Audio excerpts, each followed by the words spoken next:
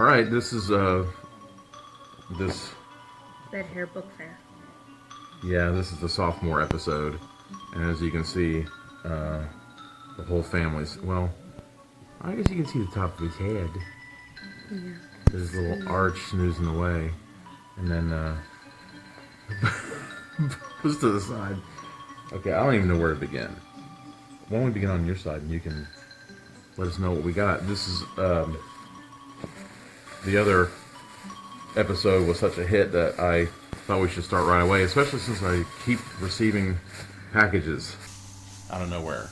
I have no idea what's everything is, and also I've got some thrift craziness and some stuff that was in storage, so I got stuff from all everywhere. Yeah. And this is Larry Niven, Long Arm of Gil Hamilton. It's actually I had gotten one, oh my god, I forget what it was called now, but basically it has to do with Gil Hamilton, which is an agent. He's like a secret agent of this organization called Arm, and I think that Arm is never really explained about why that's... It's the guy with the ghost arm. That's the guy with the ghost arm. Yeah, she remembered it too, because I thought it was such an interesting concept that I had to have it. And I ended up reading the first one that I had, and damn, that's gonna bug me. I can't remember what that's called now. I thought it had something to do with arm in the title, but the Long Arm of Gil Hamilton is much better, I think. And I had actually found, I was looking around for better cover art so I could use it in a diabolical index at some point. And the cover that she's got is better than anything that I had. So. Tough and deadly, Gil Hamilton could reach into a man's brain for the truth. Or for the kill. Yeah, he has a phantom arm because I think that he had lost his arm in an accident. He was a miner, or he was like a salvage guy on this spaceship, and there was some kind of problem, and he ended up losing his arm in this accident. And I think they gave him like a psychic projection of his arm so he could use a prosthetic, or he just ended up psychically projecting his arm so he could reach through, like, into space. He could reach out into space and do things out there without having to do a spacewalk and stuff. And then when he gets back to Earth, he ends up getting an arm transplant. But he can still, so he has both arms, and then he has a psychic arm he can do stuff with. So like she said, he can reach into someone's mind and like crush their brain or crush their heart with this phantom arm. The name of the first chapter is Death by Ecstasy. Death by Ecstasy. That's the first story that I read, and actually, I'm kind of looking forward to. I'm trying, if you haven't noticed, I'm trying to come up with like more little segments to Diabolical Index to kind of to diversify my profile, my portfolio, and one of them was going to have to do with short stories alone. So I was giving serious thought to starting that out with Death by Ecstasy, because basically it's a little rough on the top. Well, I don't know. I was going to say, if it tells you anything, there's only 3 chapters in this book. Well, and an afterword. They're probably all stories. Yeah, those are all stories. Oh. So the other thing that I have probably has all of them in there, but this edition is kind of reminiscent of the Isaac Asimov. Sometimes they take the person's name and then they almost try to they like brand it. So Larry Niven had a lot like this, and in fact I'm not going to say I just didn't read Larry Niven. And then Long Arm of Gil Hamilton actually convinced me to read Larry Niven because I ended up liking it so well. It was just so interesting. And in the past I talked about Super Ghost, which I haven't read yet, but did I ever tell you about that? And she's like, oh God. I'm just thinking of how much stuff we have to go through. Another thing I wanted to mention, give it up. Murder shows and comfy clothes. One of the only matchy outfits we have. She ended up getting herself the long-sleeved T-shirt of it, and then she got me the hoodie of it, and I love it so. And who made it for you? My friend Heather Wilson. Her Facebook group is Small Town Southern Designs. Small Town Southern Designs. And did you ask for that, or did she already have it in the wings? She had it in the wings, but she does custom orders too. She made our bachelorette tanks for Mallory's party. Oh. And she's already got some pre-made designs, which was what this was. But she can mix it up. Yeah. That's good. That's cool. So if you're looking for a custom t-shirt, hoodie, she does other things too. But I've only ordered shirts from her. Oh, yeah. Look her up on Facebook.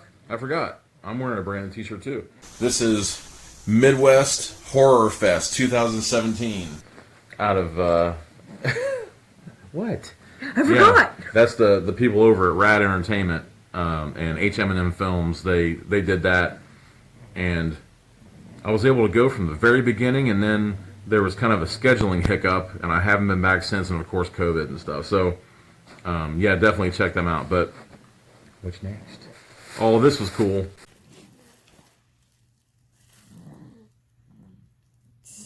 I don't know.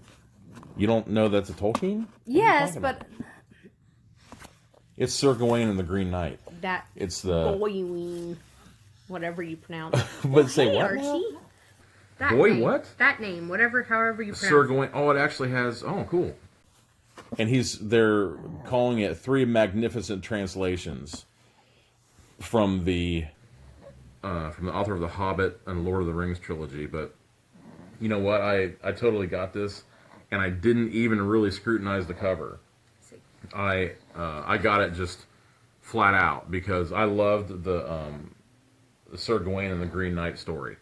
And there was this 80s movie, R.I.P. Sean Connery played the Green Knight in it. And he was all encrusted with like vines and sparkly leaves and all kinds of fun whatever in the movie. And I thought it was so against type for him. And it just like everywhere he went, he was like all sparkly with like, I guess you could say it was almost like fairy glamour or dew, morning dew or whatever, but he kind of sparkled and he was absolutely lethal. He walked in and he was kind of one of those like riddling villains where he would come in and say, you know, answer this riddle for me, and because this, that, and the other thing, and they wouldn't do it, and all of a sudden, off with their head. He had this, like, double-bladed axe. He would just, oh, no, it wasn't double-bladed. It was kind of that square at the top, and then it came down into, like, this hook. And he would just, sayonara. Head gone. I thought for sure he was waking up. But anyway, another thing I wanted to mention was, it turns out I didn't even notice it, but it's got 2 other stories in there as well. Pearl and Sir Orfeo. And I've never ever heard of those, but that art rocks. The artist is on the back. Oh, okay. Cover art, Michael Dringenberg. So yeah, definitely check him out. That is a lot of fun. I'm not sure what the doubling is about there. I don't know if that's supposed to be, because I don't think that's Sir Gawain in the center, but maybe, yeah, like I said, I like the story because of the movie, but chances are the story is much more complex than it showed in that. Mrs. Piggle Wiggle. Okay, so Mrs. Piggle Wiggle. Sorry. It's okay. I guess that I got this with Archie in mind. Probably. Because it's a little, well, it's ages 6 to 10. Do you know anything? Well, he's going to be so far advanced. But I mean, like, Lucy could have it first, if need be, because she can read that. Oh, show some of that interior art, too. So what's the difference between Mrs. Piggle Wiggle and Amelia Bedelia? I don't know much about Mrs. Piggle Wiggle. I don't either. I remember the book when I was younger. Well, I have this inkling that the back would probably Tell us a little bit about it. Everyone loves Mrs. Piggle Wiggle. She lives in an upside-down house and smells like cookies. She was even married to a pirate once. What? Most of all, she knows everything about children. Wow, she's really interesting. She can cure them of any ailment. Patsy hates baths. Robert never puts anything away. Alan eats very slowly. Shit. Okay. I know somebody Corey. like that. What? Oh, I guess that is me. Mrs. But see, I don't eat slowly because I don't want to eat it. I eat slowly because I Lucy eats slow. savor it. I don't know. Mrs. I just eat slowly. has a treatment for all of them. Well, I have to admit, I like Mrs. Piggle Wiggle a lot. So is she kind of like... Well, see, Amelia Bedelia, she just had that literal craziness about her, where somebody would say,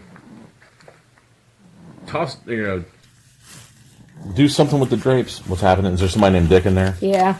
That's what I figured. That's Dick. Don't touch Dick, it says. It says don't touch Dick on there! This is Dick, don't touch. Oh my God! We have to call up, yeah, this is Dick. we have got to call, what the hell is that book place that? Out of Print. We have got to get Out of Print to make boxers that say that in the front. Don't touch Dick. That would be This is Dick, don't awesome! Maybe we can get Small Town Southern Designs to make that.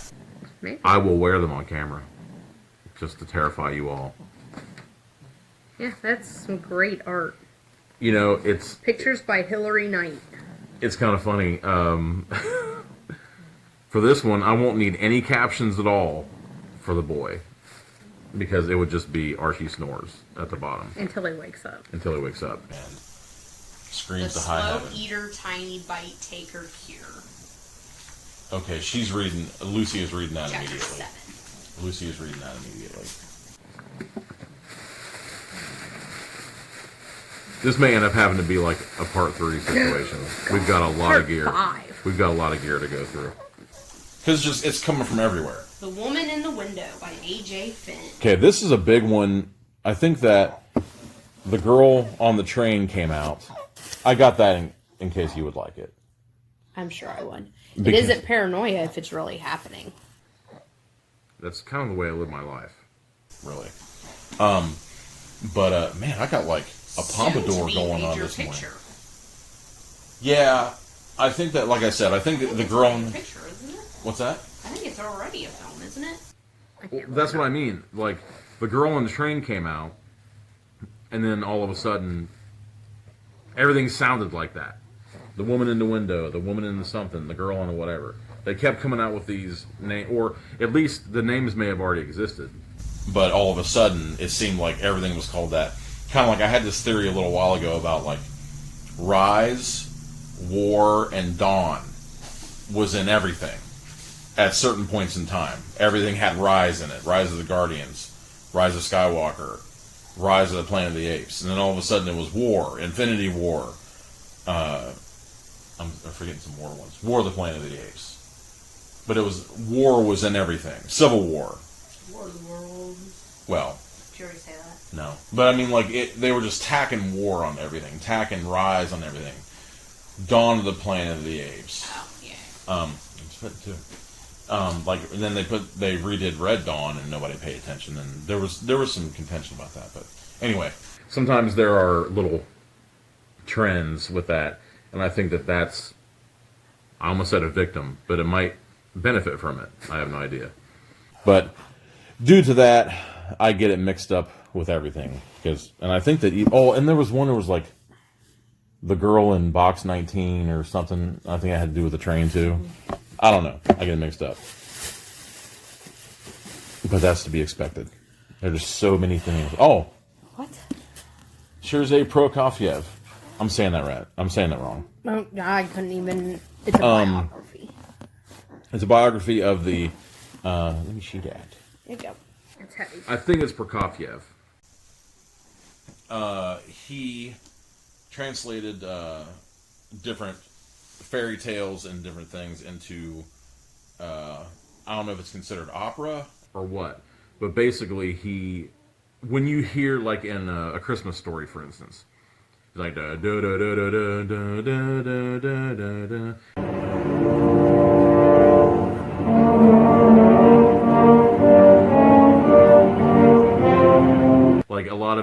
stuff came, like, people know him because of Peter and the Wolf. And, like, Cinderella, Romeo and Juliet. He did, I don't know if they're considered, I know they're not considered symphonies. At least I don't think so. But basically, I guess that he was persecuted by Stalin in Russia.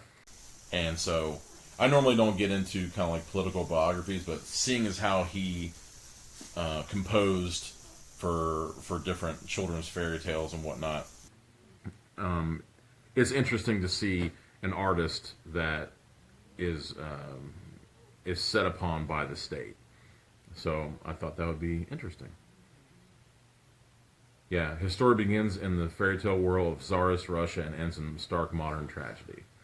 So he his legacy spanned over different eras. And yet his work is based in the dreams and hopes and fantasies of children. So I thought it'd be very interesting. Yeah. Archie's he's got his hand up and he's like, "Hi, everybody." Okay, so last one of the bag. The Republic of Plato. Whenever... Oh, it's definitely Plato, honey. I know. Whenever... No, you do. I don't know what you're doing over there. Translate it with notes and interpretive. Oh my Jesus. Sorry. Essay and it's on video. I love it. Yeah, that's on video too. Yeah, right. Send me to jail. Yeah, so Using you. I basically got the Republic of Plato. I got this edition because it was very nice. It is nice. I'm sure I've got multiple copies of it, but it was very nice. So I bought it. And that's the way I do things. Why have one copy? But then again, I'm not like going around wanting 17 billion copies of something. It's just that if I see one that's nice, you know, it might supplant the one I already have, and maybe I can pass the other one on or sell it or God knows whatever. Ooh. Lawless and the Devil of... I was gonna say Houston. It might Houston be Square. Oyston. Hey, baby. It might be Oyston. Oh, are we rousing him? Yeah, I'm sorry. There's a big sticker on there. We have not got the stickers off yet. What's that about? I don't know. Hold on. It is 1859 and the novice detective Campbell Lawless has just arrived in London. What was that face about? Woken in the middle Campbell Lawless? Yeah. That's a very illustrious name. Woken in the middle of the night, he is summoned to the scene of a deadly act of sabotage at Euston Station by the It might be Houston. illustrious Inspector Wardle. Wardle believes that the man found dead amidst his handiwork is the culprit, but Lawless is not so sure. So begins his hunt for elusive revolutionary Berwick Skelton, one that will thrust him into a lethal and intoxicating world of royal scandal and intrigue. Aided by a gang of street urchins and a vivacious librarian. Yeah, I think that I was like, okay, Devil of Euston Square. You got all this intrigue and all this stuff. If you weren't asleep, or if you weren't awake, you are now. And all of a sudden, this, what do you call it, vivacious librarian? That's what it says. Ooh. Lawless must capture his underworld nemesis before Skeleton unleashes his final vengeance. Or Skeleton, not Skeleton. So it sounds like there's elements of Sherlock Holmes happening. There's elements of Sherlock Holmes. There's elements of, I wouldn't say Jack the Ripper, but it's around that time though. It's a very provocative name, and it doesn't hurt that the edition is cool looking too. First-rate Victorian crime fiction. What are you doing? You gonna show the next book? That would be great. That would shoot the ratings through the roof. The Incorrigible Children of Ashton Place. This is definitely a Lucy special right here. Of course, the art is fantastic, and it sort of... The Mysterious Howling. So it's book 1, so it's series. Oh, awesome. The Mysterious Howling. Got to like that. And that kind of harkens back to, you know, the Hound of the Baskervilles, sort of, for me, anyway. But, Ooh, I found illustration. Keep talking. But with this kind of looks like the mysterious Benedict girls or Miss Peregrine's Home for the... There's some. Oh, wow. That's a dark one. I'll try to find a better one. That's all right, because that one is kind of gory-esque. Ever Gory is one of my There's famous... Archie. Where you going? Where you going? He's rambling right out of... Here's another one. He's going to roll over and knock all these cameras asunder. Yeah, that's definitely gory style. I wonder what the...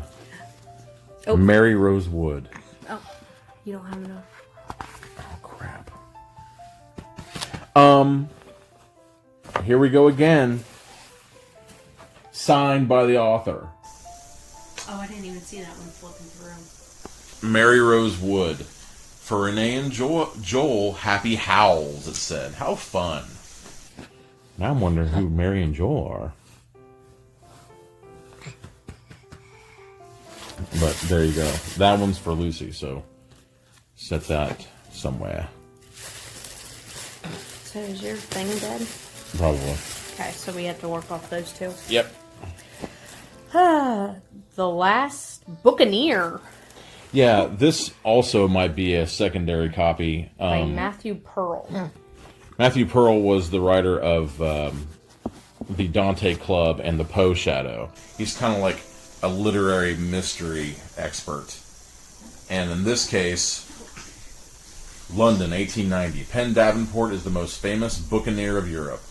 A master of disguise, he makes his living stocking harbors, coffee houses, and print shops for the latest manuscript to steal. But this golden age of publishing is on the verge of collapse. For 100 years, loose copyright laws and hungry reading public created a unique opportunity. Books could easily be published abroad without the author's permission. So, yeah, he's... Good morning. All kinds of faces. Oh my gosh. So, there you go. Of course, I would jump on this with both feet. And I tried out the Dante Club and the Poe Shadow. And it's a guy who knows his stuff. So that's a lot of fun. No doors, no windows. This was interesting to me. I was going through the horror section looking for little knowns and different things, and I found this. When madness is your inheritance, how do you escape it? Scott Mass thought he got away, first from a family haunted by a dark fate, then from a dull career writing greeting cards in Seattle. How many writers write about writing and being writers? That's so crazy to me. 15 years ago. Oh, I thought he puked. 15 years ago, Scott's mother died in a fire, and now the shadowy circumstances are starting to be revealed. The answers unspool in the pages of a peculiar old manuscript, an unfinished ghost story written in his father's own hand, that beckons Scott out to a strange house in the wood with a lightless corridor that cannot be seen from the outside. No doors, no windows. Delicious scares at every turn, says Tess Gerritsen. Peter Straub is all about it, too. So I was like... This guy had also written a Star Wars, well, not a pastiche, but a further Star Wars book. So it sounds like he's got a very vivid imagination. And that's going to be excellent.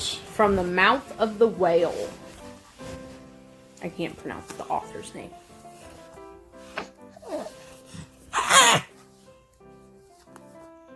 Buddy, she just putting her arm on you all over the place, isn't she? An extraordinary and original writer. The year is 1635. Iceland is a world darkened by superstition, poverty, and cruelty. Men of science marvel over a unicorn's horn. Poor folk worship the virgin in secret, and both books and men are burnt. Wow. Banished to a barren island. Jonas recalls his exorcism of a walking corpse, the frenzied massacre of innocent Basque whalers at the hands of local villagers, and the deaths of 3 of his children. From the Mouth of the Whale is a magical invocation of an enlightened mind in a vanished age. An epic made mad, made extraordinary by Junot Diaz. That was the quote from Jonah Diaz. Tell me that I wouldn't be totally fascinated with a book like this. Yeah. Awesome. Aleph, maybe. I think that might be like a bastardization of Aleph, Leph. By G. Willow Wilson. I thought you were going to say G. Willikers for a second. No. G. Willikers, this is an interesting book. Outrageously enjoyable, it says. I'd kind of dug the... Where are you going? This kind of has like a feel of Arabian Nights. Yeah, here we go. Yeah, so it's kind of a mix of Arabian Nights and technology. Neil Gaiman said that this guy has a deft hand with myth and magic. In an unnamed Middle Eastern security state, a young Arab Indian hacker shields his clients from surveillance. He goes by Aleph, the first letter of the Arabic alphabet. He's been jilted by an aristocratic woman, and his computer has been breached by the state's security force named the Hand of God. He discovers a book of the Jinn. Well, here it's... Drink? G-I-N? No, like gin, like genie. Although here it's spelled J-I-N-N. I thought it was D-J-I-N-N. He must struggle for life or death aided by forces seen and unseen. So this might be sort of like magic plus technology equals the coolness. It looked like it was fun. And it was clearance. So what are you going to do? And why does G. Willow Wilson sound familiar? I think that... Was she writing comics? Maybe not. That name sounds incredibly familiar. I thought that G. Willow Wilson was writing comics. Yeah, critically acclaimed graphic novels. Damn, I'm good. How do I have all this fucking knowledge? Brains! Why'd you punch? You think that's gonna punch in the I didn't know what the hell you were going to do. The Children's Home. We were watching, who's that? Enola. We're watching Enola Holmes last night, and this guy falls in. Spoiler alert. Ready? Don't spoil it. I was going to say that someone falls over and hits his head on something right in the temple, and we're like, ooh! Thought he was dead. I thought he was dead, for sure. What am I doing? Just keeping that back there so Archie doesn't, like, try to put it in his mouth. Mesh with it or whatnot. The Children's Home by Charles Lambert.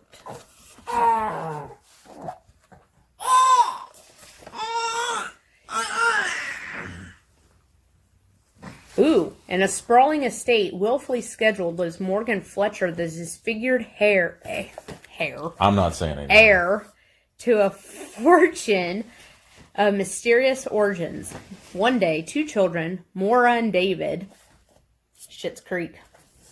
Are they named those names? Maura is the mom and David is the son. What? Yeah, up here. Morgan takes them in, giving God. them free reign of the mansion he shares with his housekeeper, Angel, I'm going to say.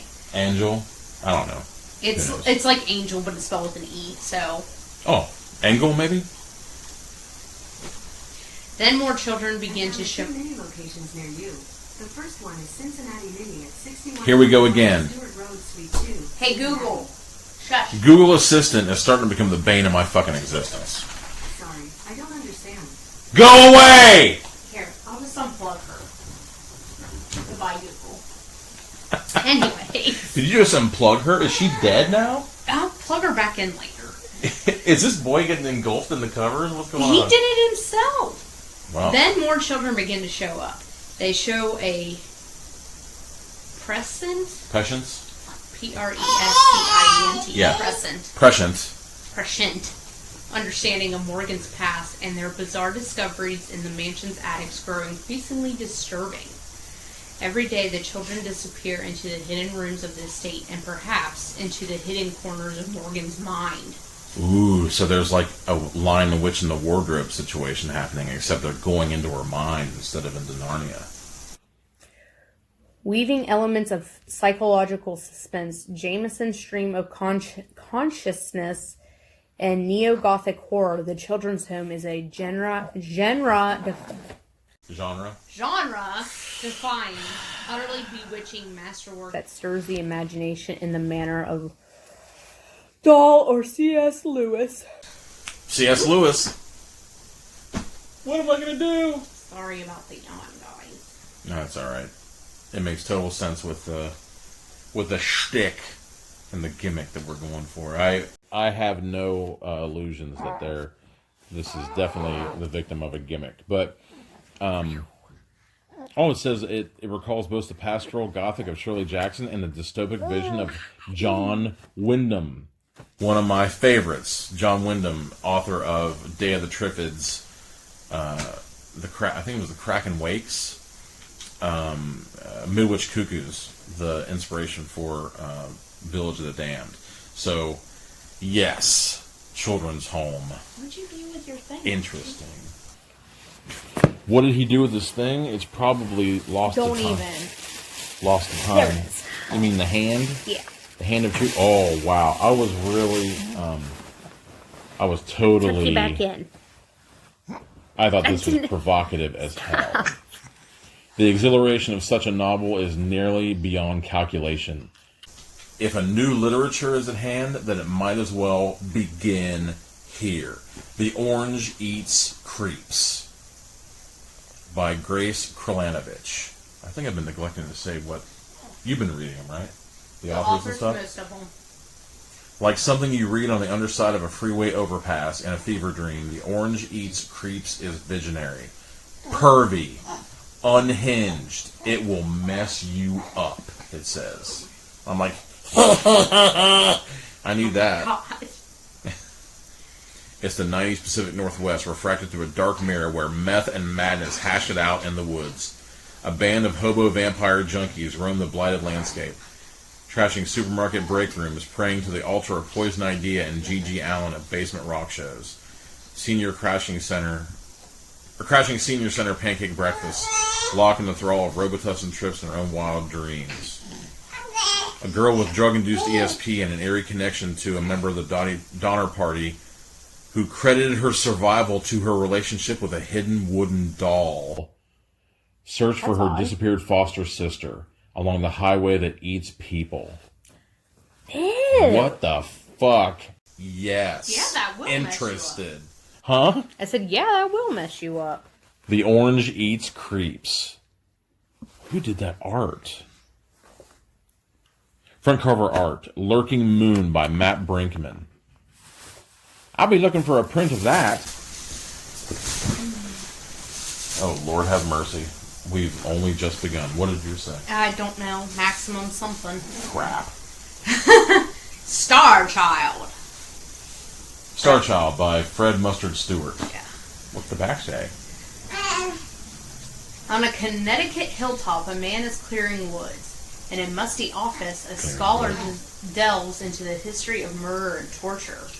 In an isolated farmhouse, a young woman's dreams reveal a treacherous treacherous world. I expect her to read all these big words straight out of bed. It's nobody's fault but my own. World and child are not big words. I was trying to help her. Of human evil and supernatural violence. In a thriller of gripping and extraordinary power, Fred Mustard Stewart creates a devastating struggle between good and evil, between a doomed past and a revolutionary future. Two incredible forces are locked in an immortal conflict of the heart and soul of mankind. For survival or terrifying oblivion in our time. Survival and terrifying oblivion in our time. Just missed it, folks. A real Just missed it. chiller.